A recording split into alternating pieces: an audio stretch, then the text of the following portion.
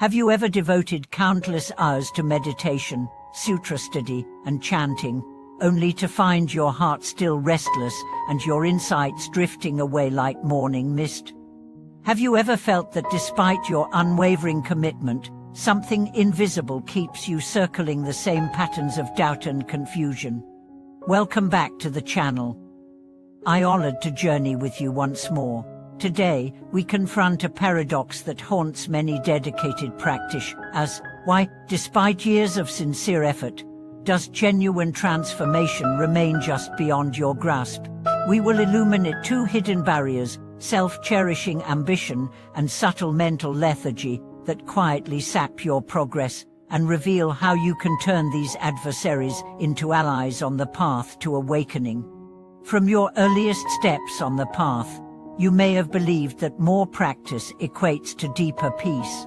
You rose before dawn to bow to the Buddha, filled notebooks with Dharma notes, and endured long retreats in remote monasteries.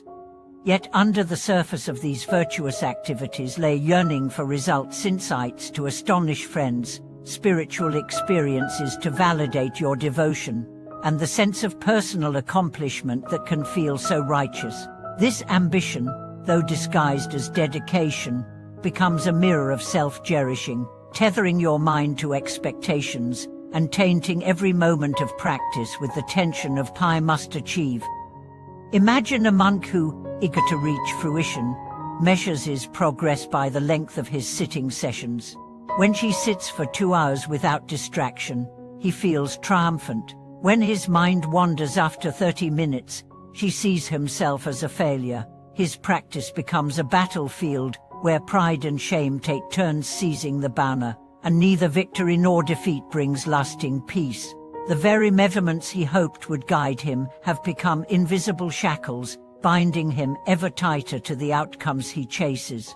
The first obstacle, then, is the ambition to get somewhere spiritually, a subtle attachment to attainment that hides under the guise of devotion.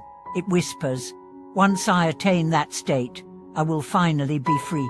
But that promised freedom dissolves into the next horizon of yearning, and the cycle continues indefinitely. The second obstacle lies in the fertile soil of our habitual mental tendencies, specifically subtle laziness and inertia. Even the most zealous practitioner can succumb to this hidden foe. After hours of practice, the mind may slip into a dull trance, mistaking drowsiness for depth. The posture remains upright, the eyes gently closed, but the hearts and minds have drifted off to daydreams or pirattle, leaving the noble practices as mere forms without living essence. I recall a dedicated retreatant who, deeply committed to insight meditation, would sit with impeccable posture from dawn until dusk. Her practice schedule was the envy of her peers, yet reports of her own states revealed chronic vagueness and disconnection. When asked to share her inner experience, she described a soft haze, neither agitation nor clarity, a numbness that lulled her into thinking she was in deep meditation. It was not until a teacher guided her to investigate the quality of presence itself that she recognized how often she had been petting sleep rather than nurturing awareness. In the coming segments, we will explore how to recognize and uproot these two obstacles. You will learn practical methods to transform self-cherishing ambition into genuine aspiration for the welfare of all beings, aligning your practice with a wider field of compassion that dissolves ego-based goals. Cultivate invigorating clarity that banishes subtle lethargy through simple yet powerful antidotes drawn from both classical Buddhist teachings and modern neuroscience. Through vivid stories of practitioners from monastic halls to corporate offices, you will see how these obstacles operate in varied contexts, and how the very same obstacles can be transmuted into gateways of awakening when approached with wisdom. We will weave together ancient sutras, psychological insights, and personal anecdotes to ensure that you gain not only understanding, but also inspiration to view every hindrance as an invitation to deepen your practice. He had climbed every mountain of discipline, yet found no summit of liberation in sight. In those early days of retreat, She measured his worth by the length of his sitting practice. As months passed and his cushion left dents in his hips, he felt proud, but beneath that pride simmered a silent frustration. Why do I still feel the same restlessness? One dawn, rain whispered against the bamboo rafters, and he noticed, without judgment, how eager he was to finish his sitting so he could tick it off his progress chart. In that moment of clear seeing, he recognized the first obstacle in its pure form: ambition dressed as devotion. She turned then to a practice that his teacher had hinted at but never fully taught, reflecting on the welfare of all beings. Before every sitting he lifted his palms at heart level and whispered an aspiration: "May this effort serve every creature who seeks freedom." That simple shift, from "I must attain" to "may all be free," loosened the iron grip of self-cherishing. Instead of counting minutes, he counted the ripples of goodwill that emerged each time his distracted mind returned to compassion. Gradually, the cushion ceased to be a gauge of success and became a throne from which he could survey the vast field of interdependence that connects every life. Across town, a corporate executive faced the second obstacle, wearing a suit and tie.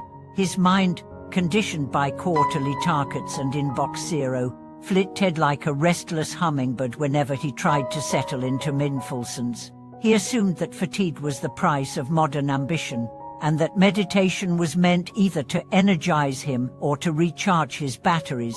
One afternoon, as closed in his office chair, he noticed a creeping dullness in his awareness, an internal fog that he mistook for calm. His first thought was, "Great, at least I'm relaxed," until an email alert dragged him back, and he saw how little clarity remained. Seeking an antidote, he experimented with brief walking breaks each step, accompanied by the sentence, "Here, now, I am awake." As he paused at the window overlooking the city, he tuned into the crispness of air against his lungs, the feeling of his feet on the floor, the gentle rise and fall of his chest.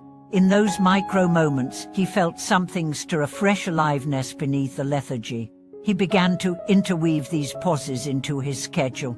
1 minute of embodied presence for every 30 minutes of work. Over weeks, the dull haze lifted, replaced by a steady alertness that allowed him to respond to challenges with creativity rather than autopilot. Science now tells us that such short breaks boost prefrontal cortex function, improving attention and decision-making.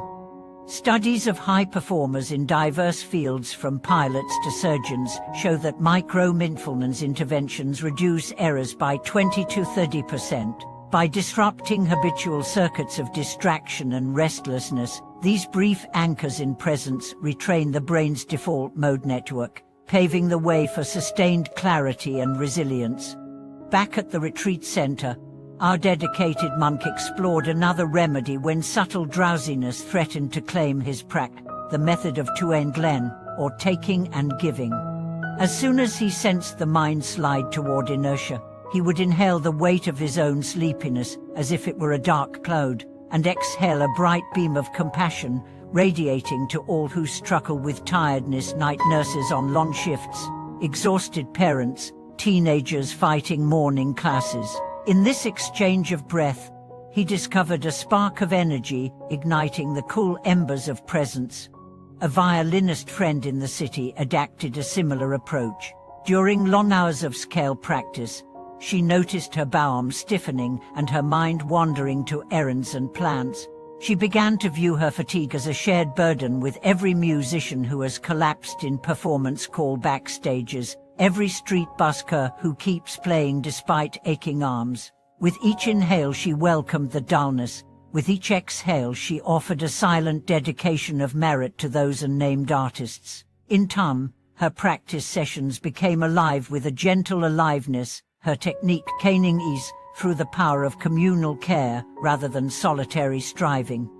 These stories point to a common thread: obstacles become the raw material for awakening when met with creativity and compassion. The very energy we expend in resisting or measuring ourselves can be redirected into the dynamic flow of kindness. When self-cherishing ambition is transmuted into genuine aspiration, the heart expands beyond its own narrow concerns.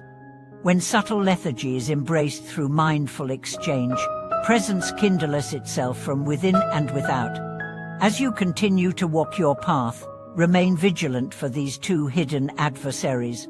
When the next thought of "I must achieve" rises, pause and soften it into a "May all beings find peace." When the next wave of drowsiness drapes your mind, welcome it and transform it into a gift of solidarity with every weary soul. Let each obstacle serve as a mirror, reflecting how you can apply the very teachings you cherish. May your practice be lit by the warmth of shared compassion, and may your clarity shine through every veil of distraction. Thank you for watching this video.